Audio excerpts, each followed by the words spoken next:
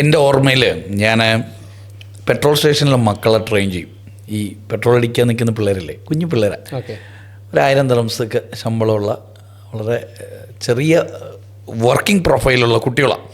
ഇപ്പോൾ ഇവരുടെ goal setting എക്സസൈസൊക്കെ നടത്തും. ഇവർക്ക് ലക്ഷ്യങ്ങൾ ഉണ്ടാക്കി കൊടുക്കാനായിട്ട് ഇവരെ ട്രെയിൻ ചെയ്യുമ്പോൾ എൻ്റെ ഓർമ്മ ശരിയാണെങ്കിൽ ഫസ്റ്റ് ബാച്ചിൽ ഞാൻ എല്ലാവരോടും ഈ വർഷം വാങ്ങാൻ ആഗ്രഹിക്കുന്ന ഒരു ഗാഡ്ജറ്റിനെ കുറിച്ച് എഴുതാൻ പറയാം. കുഞ്ഞു കുട്ടികളല്ലേ, എല്ലാവരും 18, 20, 25 വയസ്സുള്ള മക്കളാണ്. ഭൂരിഭാഗം ആൾക്കാർ ഐഫോണാണ്, ട്രെൻഡാണല്ലോ. പിന്നെ ബൈസിക്കിൾ, അങ്ങനത്തെ വാച്ച്, ഇതൊക്കെ മേടിക്കാൻ എഴുതിയത്. അപ്പോൾ ഞാൻ അവരോട് വാങ്ങാൻ ആഗ്രഹിക്കുന്ന ഒരു വസ്തുവും എന്തിനത് വേണം എന്നുള്ളതും കൂടെ എഴുതാൻ പറഞ്ഞു. അപ്പോൾ കൂട്ടത്തിൽ ഒരു പയ്യൻ എഴുതിയത് ഫ്രിഡ്ജാണ്. ഞാൻ പെട്ടെന്ന് എനിക്ക് കൗതുകം തോന്നി. കാര്യം ഇവരൊക്കെ ലേബർ ക്യാമ്പിലാണ്, അപ്പോൾ അവർക്ക് ഫ്രിഡ്ജിൻ്റെ ആവശ്യമില്ല ശരിക്കും. അപ്പോൾ ഇവൻ്റെ ഞാനൊന്ന് ചെക്ക് ചെയ്ത് എന്തിന് ഫ്രിഡ്ജ് എന്നുള്ളത് ഞാൻ ഇങ്ങനെ വായിക്കാം. അപ്പം അതിനകത്ത് അവൻ എഴുതിയിരുന്നത്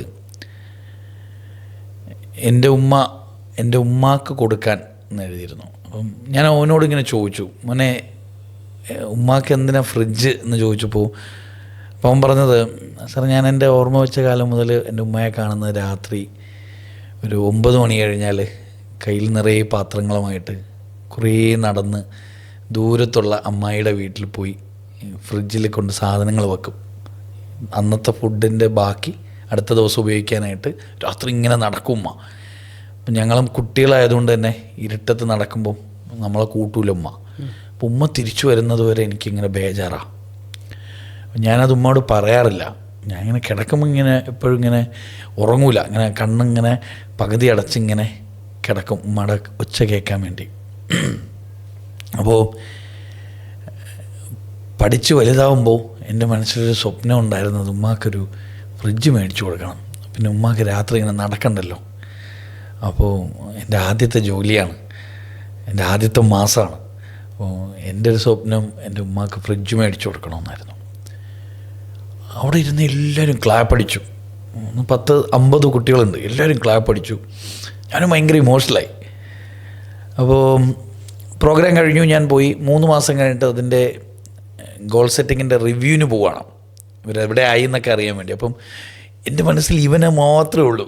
ഈ ബാക്കി എഴുതിയ മൊബൈൽ ഫോണും മറ്റതും ഒന്നും എൻ്റെ മനസ്സിലില്ല. പക്ഷേ ഫ്രിഡ്ജ് പറഞ്ഞ ഈ മോനെക്കുറിച്ചിട്ട് എൻ്റെ മനസ്സിലുണ്ട്, ഇവൻ എന്തായി എന്നറിയാൻ വേണ്ടി, ഇവൻ്റെ അവസ്ഥ അറിയണം എന്നുള്ളൊരു കൗതുകം ഉണ്ടായിരുന്നു. അങ്ങനെ ഞാൻ ഓടി പലരെ ഇങ്ങനെ ചെക്ക് ചെയ്ത കൂട്ടത്തിൽ ഈ മോനെ കുറിച്ച് ചോദിച്ചു. അപ്പം അവൻ അവിടെ ഉണ്ടെന്ന് പറഞ്ഞു. അവനെ പോയി കണ്ടപ്പോൾ ഞാൻ ചോദിച്ചു, എന്തായി മോനെ, ടാർഗറ്റ് അടിച്ചോ, കമ്മീഷനെ കിട്ടിയോ? അവനില്ല, ടാർഗറ്റ് ഹിറ്റ് ചെയ്തില്ല, ഞാനൊരു 60% ഹിറ്റ് ചെയ്തോളൂ, എന്തുകൊണ്ട് കമ്മീഷൻ കിട്ടിയില്ല. എനിക്കവൻ പ്രയാസമായി. ഞാൻ പറഞ്ഞു, സാരല്ലടാ, അടുത്ത ക്വാർട്ടറിൽ നമ്മൾ അടിക്കും, ഞാൻ ഹെൽപ്പ് ചെയ്യാം മോനെ എന്നൊക്കെ പറഞ്ഞപ്പോൾ, എന്നിട്ട് ഇങ്ങനെ ഞാൻ തിരിയുമ്പോൾ എൻ്റെ കൈ പിടിച്ചിട്ട് പറഞ്ഞു, പക്ഷേ ഫ്രിഡ്ജ് കിട്ടി കേട്ടോ സാറെന്ന് പറഞ്ഞു. അതെന്ത് പറ്റി, അതെങ്ങനെ കിട്ടി?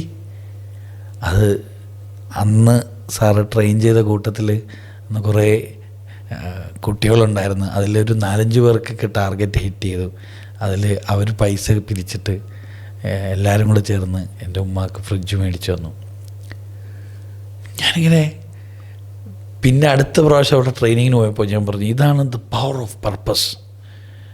നമ്മൾക്കൊക്കെ ഐഫോൺ വേണമായിരുന്നു, ബെൽറ്റ് വേണമായിരുന്നു, പല സാധനങ്ങളും നമ്മളും എഴുതിയതാണ്, പക്ഷെ നമുക്കൊന്നും കിട്ടിയില്ല. ഇനി ഇത് എഴുതിയവർ പോലും ടാർഗറ്റ് അടിച്ചപ്പം അവരുടെ സാധനം മേടിക്കാതെ വേറൊരു പയ്യൻ്റെ ആവശ്യം നടത്തി കൊടുക്കാൻ അവർ എടുത്ത ആ തീരുമാനത്തിൻ്റെ പേരാണ് പവർ ഓഫ് പർപ്പസ്.